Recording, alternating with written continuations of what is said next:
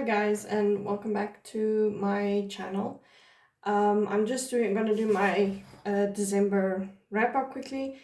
I'm gonna start off with the audiobooks I did, which was just two Christmas novella type books. The one is 10 Things I Hate About Christmas, and I genuinely enjoyed this one. I think it was really cute. A bit cringy and cliche because it is a Christmas thing, but it was good. I gave it 4 stars, and it was about 2.5 spice. It wasn't super spicy, which I really enjoyed about it. Then the second one I absolutely despised. The second one is called Not Another Christmas Rom-Com, when in fact it was just another Christmas rom-com, except that the main character just judged literally everyone and got super upset when people did the same things to her and would throw tantrums, and it was a lot. Like I almost NF'd it. I probably should have, because I genuinely hated this freaking audiobook. Then I mentioned, or in the previous video I mentioned I'm reading this one, but it's so slow that I put it down for now. Like, I stopped at chapter 4. Yeah, it's a lot of information, and it was just a bit too slow for what I was in the mood for. So for now, this one is put aside until I have the patience to work with a super, super slow book, which I do not right now for various reasons. But anyway, I did, however, finish The Delver. Was 4 stars for me. I really loved this. The only issues I genuinely had for this was that it became very repetitive. It was the same things happening over and over later in the book. And there was a whole chapter in this that could have been absolutely removed and still have had no effect on the rest of the story. And I do feel that was kind of, I don't know, it's an uncomfortable situation to even describe, and then for that specific thing to not even bear any bearing on, like, I don't know, it didn't create character development. It just, all it did was show how bad the bad guys was, but we already knew at this point how bad the bad guys were, so what was the point? And that was really only my only critique that I really disliked in this book. However, I did genuinely enjoy the rest of the story. I think it is pretty interesting. I do think it's a fun addition to the Rex series. And hopefully the next one is a 5-star. Because the first one, this one is better, but I'm hoping that The Hunter will be the best one in this series, because it's one of my favorites. Then after that, I read Belladonna because I was in a bit of a YA mood. My issues are numerous. I gave this 3 stars, and it was about 3 spice, which doesn't sound a lot, but in this case it felt a lot because it felt wrong in this context. I don't have an issue with the romance that everyone else has an issue with. What I had an issue with was how the two characters that end up together had no natural relationship progression. It was just a thing that kind of felt like an afterthought, and it was just like, boom, okay, they're going to be a thing now.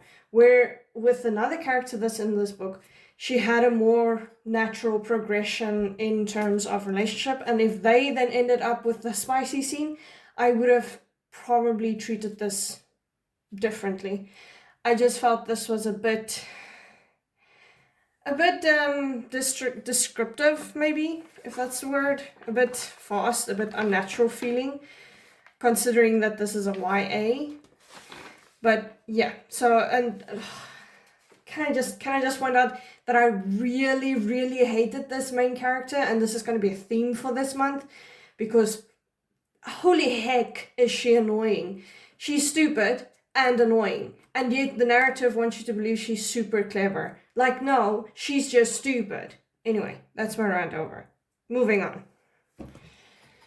So, still being in my YA mood, I moved on to Caraval. And yes, I finished the whole series. So, I loved and hated this series. It is probably one of my favorite series at the moment, but I still loved and I hated this, because in this, yes, okay, I gave the book 4 stars. There really was no spice in this. There was kind of hints at stuff, but it wasn't between the main character and anyone else. It was just kind of mentioned in passing about other people, which is fine. It's why I don't care, as long as the story is good.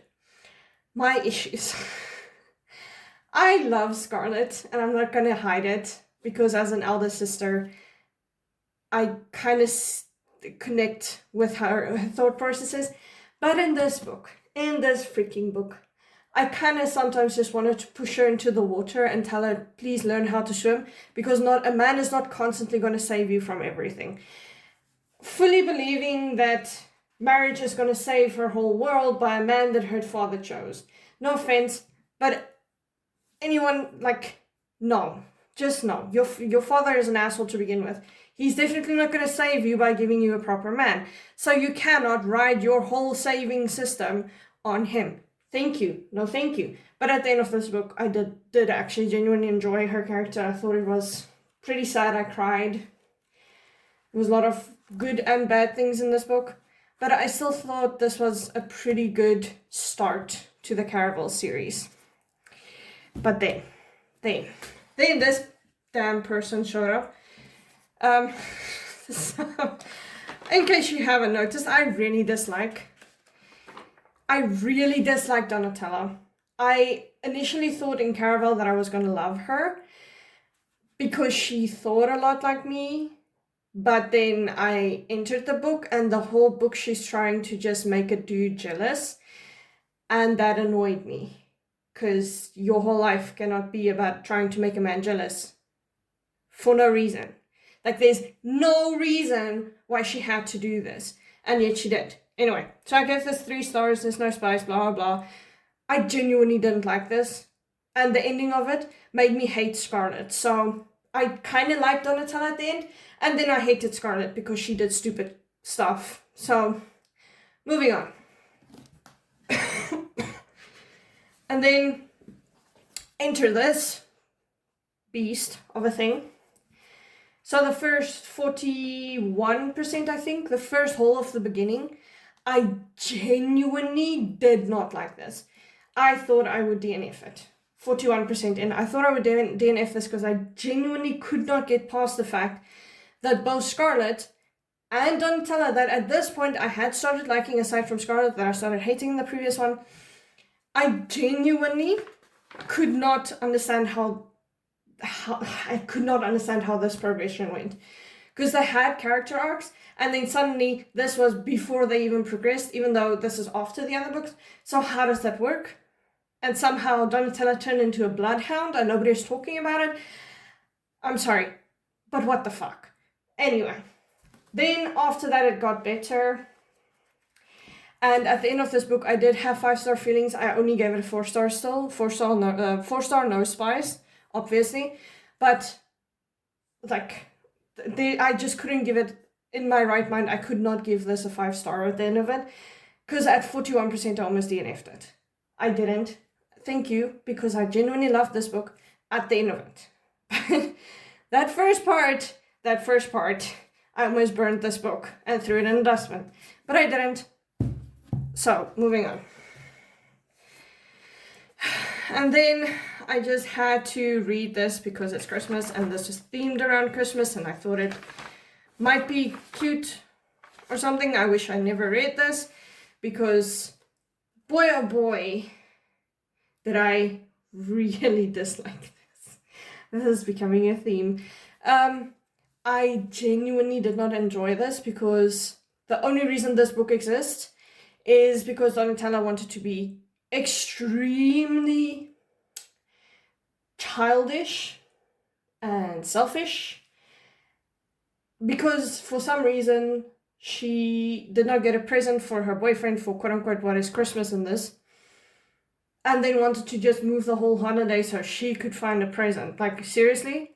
What do you mean? What do you mean? Anyway, I did give this book 3 stars, but look at the illustrations on this book. It's just so pretty. I did end up with 3 stars, like I said.